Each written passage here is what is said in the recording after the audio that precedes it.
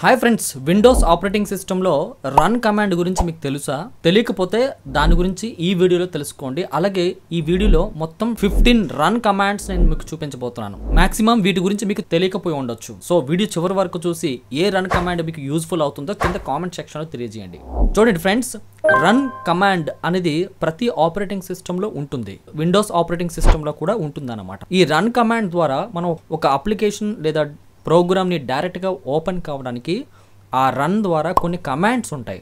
ఆ కమాండ్స్ మనం యూస్ చేసి ఆ పర్టికులర్ అప్లికేషన్ ఆర్ ప్రోగ్రాంలోకి డైరెక్ట్గా మనం వెళ్ళిపోవచ్చు అన్నమాట. 1 by 1 చూస్తే మీకు అర్థమైపోతుంది. రన్ ఓపెన్ చేయాలంటే విండోస్ బటన్ పట్టుకుని R ప్రెస్ చేయండి. ఈ విధంగా రన్ డైలాగ్ బాక్స్ వస్తుంది. ఓపెన్ ఉంది కదా, ఈ బాక్స్లో కర్సర్ బ్లింక్ అవుతుంది. ఇందులో మనం కమాండ్ టైప్ చేయాలి. డాస్ ఓపెన్ చేయాలనుకోండి, CMD అని టైప్ చేసి ఓకే ప్రెస్ చేస్తే ఇక్కడ చూడండి మనకి డాస్ ఓపెన్ అయింది. అండ్ అలా ఈ విధంగా మనం ఏ ప్రోగ్రామ్ కావాలంటే ఆ ప్రోగ్రామ్ అప్లికేషన్ ఓపెన్ చేయొచ్చు అనమాట. అయితే మనం ఈ వీడియోలో చెప్పుకోబోతున్న 15 రన్ కమాండ్స్ 1 by 1 మనం చూద్దాం. అందులో ఫస్ట్ వన్ ఏంటి అంటే, రన్లో చేంజ్ పీకే అనే కమాండ్ టైప్ చేసి ఓకే చేయండి. ఎస్ ప్రెస్ చేస్తున్నాను. ఈ కమాండ్తో మనము మీ కంప్యూటర్ విండోస్ ఆపరేటింగ్ సిస్టమ్ యాక్టివ్లో ఉందా, కీ చేంజ్, దాని యొక్క స్టేటస్ అండ్ ఏ వర్షన్ మనం ఉపయోగిస్తున్నామో ఆ పేరు, ప్రోడక్ట్ కీని కూడా చేంజ్ చేసుకోవడానికి ఈ విధంగా ఇందులో ఆప్షన్స్ అయితే ఉంటుందన్నమాట. నెక్స్ట్ కమాండ్ ఏంటి అంటే చామ్ AP. సో ఓకే కనుక ప్రెస్ చేస్తే చూడండి ఇక్కడ కొన్ని క్యారెక్టర్స్ ఉన్నాయి. మనం చాలా క్యారెక్టర్స్ కోసము ఇంటర్నెట్లో వెళ్ళి వెతుకుతూ ఉంటాం. కాకపోతే విండోస్ ఆపరేటింగ్ సిస్టంలో ఈ క్యారెక్టర్స్ ఉంటాయి. వీటిని మనం ఉపయోగించవచ్చు అనమాట.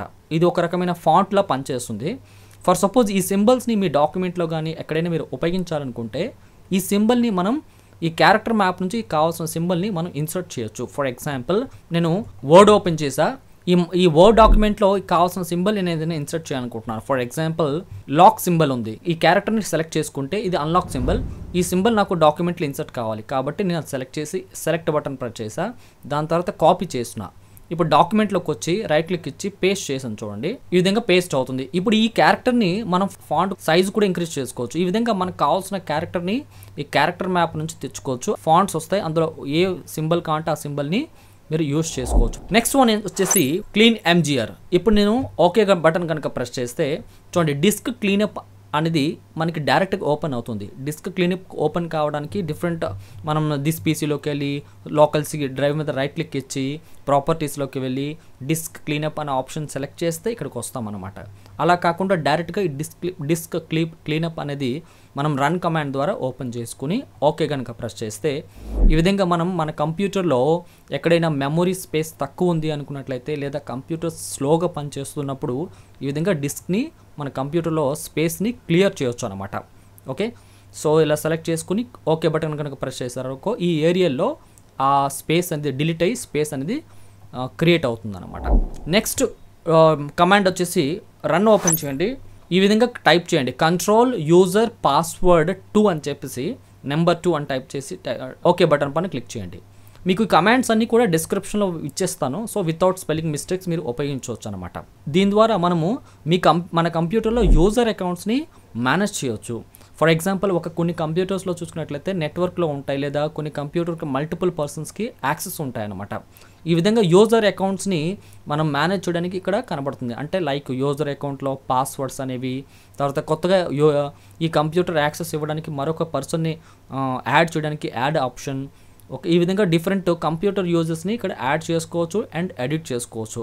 అవసరమైనప్పుడు ఆ యూజర్ అకౌంట్ ప్రాపర్టీస్లోకి వెళ్ళి ఆ యూజర్ నేమ్ మార్చవచ్చు. అలాగే గ్రూప్ మెంబర్షిప్ అంటే అడ్మినిస్ట్రేటర్ హోదాలో ఉంచాలా లేకపోతే స్టాండర్డ్ యూజరా, ఇవన్నీ కూడా మనము యూజర్ని మేనేజ్ చేయడానికి కంప్యూటర్లో ఈ ఆప్షన్ అనేది ఈ రన్ కమాండ్ అనేది ఉపయోగపడుతుంది అనమాట. నెక్స్ట్ వచ్చేసి కంప్యూటర్ డిఫాల్ట్స్ అని మన కమాండ్ ఇచ్చి ఓకే ప్రెస్ చేస్తే ఈ విధంగా మన కంప్యూటర్లో డిఫాల్ట్ అప్లికేషన్స్ ఏవైతే ఉన్నాయో వాటిని మనం యాక్సెస్ ఇవ్వడము లేదా తీసేయడం కనుక చేయొచ్చు. ఫర్ ఎగ్జాంపుల్ మీ కంప్యూటర్లో గూగుల్ క్రోమ్ అనేది డిఫాల్ట్ యాప్గా సెట్ చేయాలి అనుకున్నట్లయితే కింద గూగుల్ క్రోమ్ ఆప్షన్లోకి రండి అండ్ ఇక్కడ రైట్ యారో క్లిక్ చేసినట్లయితే సెట్ యాజ్ డిఫాల్ట్ పైన క్లిక్ చేస్తే మీ కంప్యూటర్లో ఏ యాప్ అయితే మీరు డిఫాల్ట్గా సెలెక్ట్ చేస్తున్నారో ఆ యాప్ అనేది నెక్స్ట్ టైం నుంచి ఓపెన్ అవుతుంది ఉంటుంది. డిఫాల్ట్ అంటే అయింది అనుకుంటున్నాను.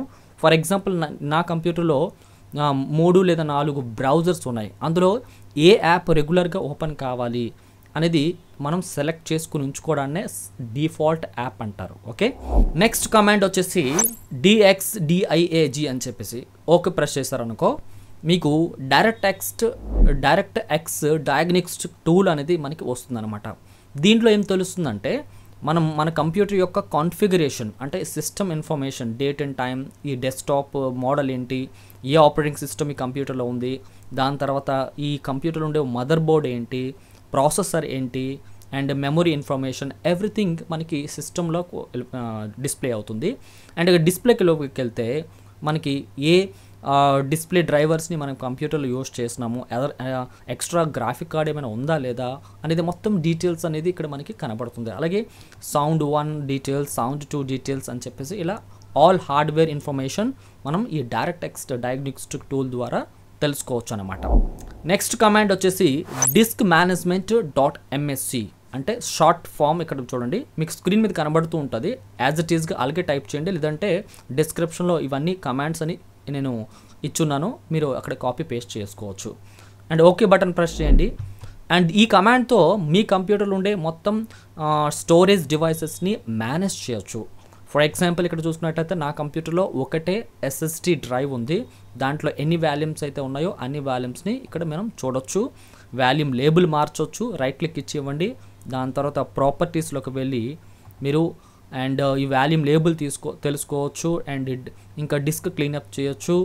అండ్ ఈవెన్ ఇక్కడ మీరు ఇందులో పార్టీషన్ కూడా క్రియేట్ చేసుకోవచ్చు, లేదా ష్రింక్ వాల్యూమ్ అని చెప్పేసి ఈ డ్రైవ్ నుంచి మరికొంత స్పేస్ని డివైడ్ చేసుకోవచ్చు. ఈ వీడియో కనుక మీకు అంటే పార్టీషన్ ఆల్రెడీ ఉన్న పార్టీషన్ నుంచి మరొక కొత్త పార్టీషన్ ఎలా క్రియేట్ చేయాలో తెలియకపోతే గతంలో నేను వీడియో చేశాను వీటి మీద, ఒకసారి మీరు ఐ బటన్లో కానీ కింద డిస్క్రిప్షన్ కానీ చెక్అవుట్ చేయండి. ఇంకా ఏం చేయొచ్చు అంటే రైట్ క్లిక్ ఇచ్చేసి దీనికి ఒక డ్రైవ్ లెటర్ మార్చవచ్చు. ఇక్కడ చూడండి న్యూ వాల్యూమ్ D అని ఉంది కదా, Dకి బదులు ఇంకొక పేరు మనం మార్చుకోవచ్చు, EF ఇలా మనం డ్రైవ్ లెటర్ని మార్చుకోవచ్చు అనమాట. ఒకవేళ ఈ వాల్యూమ్ వద్దు అనుకుంటే డిలీట్ కూడా చేసుకోవచ్చు. సో ఇది చేసే ముందు ఒకసారి మీరు జాగ్రత్తగా ఏదైనా పొరపాటు చేశారనుకో మీ లోకల్ డ్రైవ్లో ఉండే డేటా అనేది డిలీట్ అవ్వచ్చు లేదా ఫార్మాట్ అయిపోవచ్చు. కాబట్టి తెలిస్తేనే చేయండి ఈ ఆప్షన్స్ అన్నీ కూడా. నెక్స్ట్ కమాండ్ వచ్చేసి msconfig అని టైప్ చేసి ఓకే ప్రెస్ చేశారనుకో మీకు సిస్టమ్ కాన్ఫిగరేషన్ డైలాగ్ బాక్స్ అయితే ఓపెన్ అవుతుంది. ఇందులో నార్మల్ స్టార్టప్ అండ్ దాని తర్వాత diagnostic startup and selective startup అని చెప్పేసి ఆప్షన్స్ అయితే ఉంటాయి. అంటే ఎప్పుడైతే మనం కంప్యూటర్ ఆన్ చేస్తామో దానికి సంబంధించిన సెట్టింగ్స్ ఇక్కడ ఉంది. దాంతోపాటు బూట్ అనే ఆప్షన్ చూడండి. ఒకవేళ మీ కంప్యూటర్ సేఫ్ బూట్లోకి కావాలనుకున్నట్లయితే ఇక్కడ టిక్ మార్క్ పెట్టి అప్లై చేశారనుకో నెక్స్ట్ టైం మీకు మీ కంప్యూటర్ సేఫ్ బూట్లో లాగిన్ అవ్వచ్చు, అంటే లోడ్ అవుతుంది. మరికొన్ని ఆప్షన్స్ ఉన్నాయి. దీంతోపాటు సర్వీసెస్ అని చెప్పేసి మన కంప్యూటర్లో ఏవైతే బ్యాక్గ్రౌండ్లో రన్ అవుతూ ఉంటాయి కదా ఆ సర్వీసెస్ని మనం ఎనేబుల్ డిజేబుల్ చేసుకోవచ్చు. ఫర్ ఎగ్జాంపుల్ ఇవన్నీ కూడా టిక్ మార్క్లో ఉన్నాయి, ఇవన్నీ సర్వీస్ రన్నింగ్లో ఉన్నాయన్నమాట, కొన్ని స్టాప్లో ఉన్నాయి. ఒకవేళ మీకు ఏ సర్వీస్ అయితే మీకు ఇబ్బంది పరంగా అంటే కంప్యూటర్ స్లో అవుతుంది, ఆ సర్వీస్ మనకు అవసరం లేదు అనుకుంటే కనుక సో వాటిని సెలెక్ట్ చేసేసి ఇక్కడ రైట్ క్లిక్ ఇవ్వండి. రైట్ క్లిక్ ఇచ్చి లేదా అది సెలెక్ట్ చేసుకుని డిజేబుల్ అని ప్రెస్ చేయాలన్నమాట. ఓకేనా, లేదంటే ఏం చేస్తారో హైడ్ ఆల్ మైక్రోసాఫ్ట్ సర్వీసెస్ అని టైప్ చేసి మిగతావన్నీ కూడా ఏవైతే అవసరమో అవన్నీ కూడా ఇలా సెలెక్ట్ చేసుకుని డిజేబుల్ ప్రెస్ చేసుకోవచ్చు. అది అవసరం అనుకుంటే ఎనేబుల్ చేయాలన్నమాట. దాని తర్వాత అప్లై ఓకే చేస్తారు. నెక్స్ట్ కమాండ్ వచ్చేసి msinfo32. ఈ కమాండ్ ద్వారా మనం సిస్టమ్ ఇన్ఫర్మేషన్ తెలుసుకోవచ్చు అనమాట. అంటే ఇందులో మీకు ఆపరేటింగ్ సిస్టమ్ ఏముంది, వర్షన్ ఏంటి, దాని బిల్డ్ నెంబర్ ఎంత, ఓఎస్ డిస్క్రిప్షన్ ఏమైనా అవైలబిలిటీ ఉందా, మ్యానుఫ్యాక్చరర్ ఏంటి, దాంతోపాటు బయోస్ వర్షన్ ఏంటి, అలాగే మదర్ బోర్డ్ వివరాలు, ప్రాసెసర్ వివరాలు, ఇన్స్టాలేషన్ ర్యామ్ ఎంత ఉంది, దాని యూజ్ ఎంత, ఇవన్నీ కూడా మనకి తెలుస్తుంది అనమాట. అలాగే ఇక్కడ పర్టికులర్గా హార్డ్వేర్ రిసోర్సెస్ పైన క్లిక్ చేశారనుకో మీరు ఇక్కడ చూడొచ్చు ఇన్పుట్ అండ్ అవుట్పుట్ యూనిట్స్ గురించి ఇక్కడ రైట్ సైడ్ ఉంది. అలాగే కాంపోనెంట్స్లో చూసుకున్నట్లయితే CD రోమ్, సౌండ్ డివైస్, ఇలా మనకి ఏ కాంపోనెంట్స్ అయితే ఉన్నాయో అవన్నీ తాలూకా వివరాలు మనకి ఇక్కడ కనబడుతుంది అనమాట. ఓకే, ఈ విధంగా సిస్టమ్ ఇన్ఫర్మేషన్ మీరు తెలుసుకోవడానికి ఈ కమాండ్ అయితే యూజ్ చేయాలి.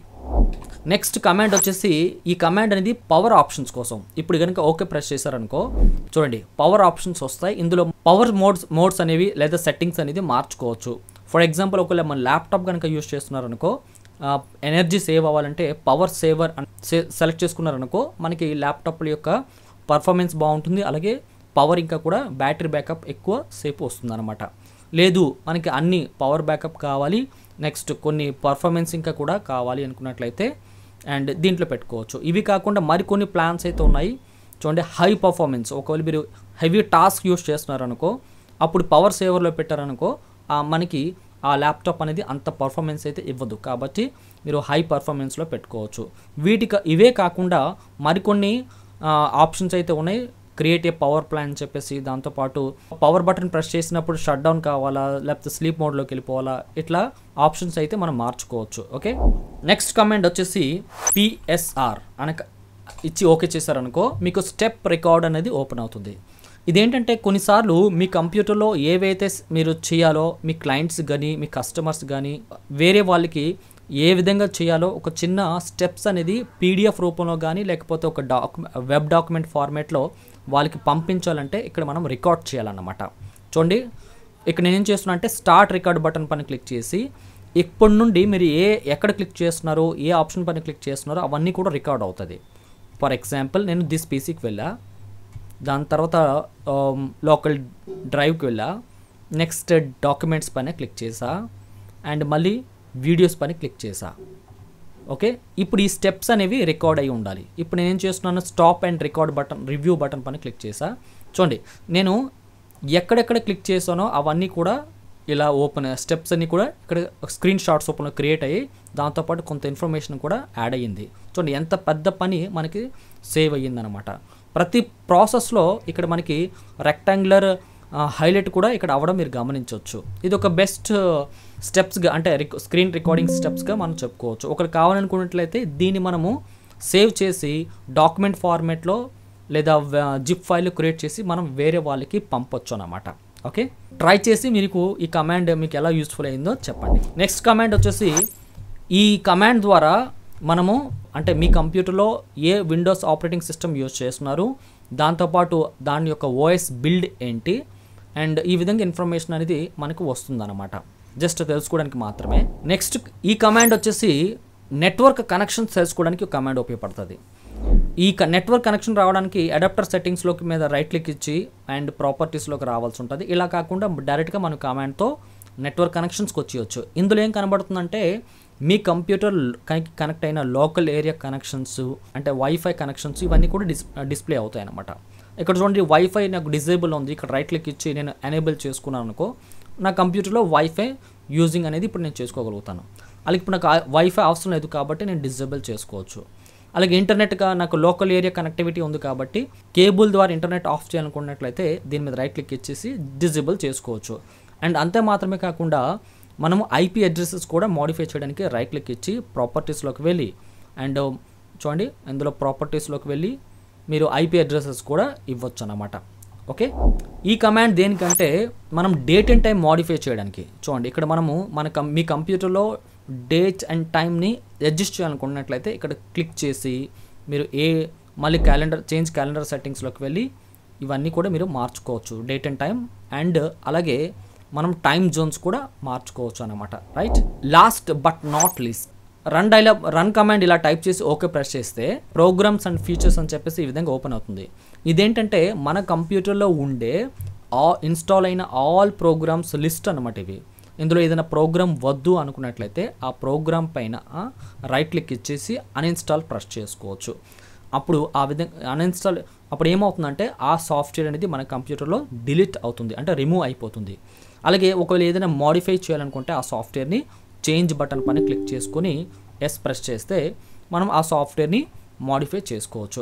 ఈ విధంగా ఏ యాప్ని ఉంచాలి, ఏ యాప్ని డిలీట్ చేసేయాలి అని అనుకునేవారు ఈ విధంగా అన్ఇన్స్టాల్ చేయాలి. సో ఇది ఫ్రెండ్స్ ఇవాళ వీడియోలో మీకు మోస్ట్ యూస్ఫుల్ 15 కమాండ్స్. ఓకేనా, ఒకవేళ మీకు ఏది తెలుసుందో అలాగే ఏది ఉపయోగపడిందో చెప్పాలి అనుకున్నట్లయితే కింద కామెంట్ సెక్షన్లో తెలియజేయండి. ఈ వీడియో కనుక నచ్చితే మాత్రం ఫ్రెండ్స్ లైక్ చేసి షేర్ చేయండి. మరిన్ని వీడియోస్ కోసం ఛానల్ని సబ్స్క్రైబ్ చేసుకోండి. నెక్స్ట్ ఇంపార్టెంట్ వీడియోలో మీట్ అవుతాను. అంతవరకు సెలవు తీసుకుంటున్నాను. థ్యాంక్ యూ, నమస్తే.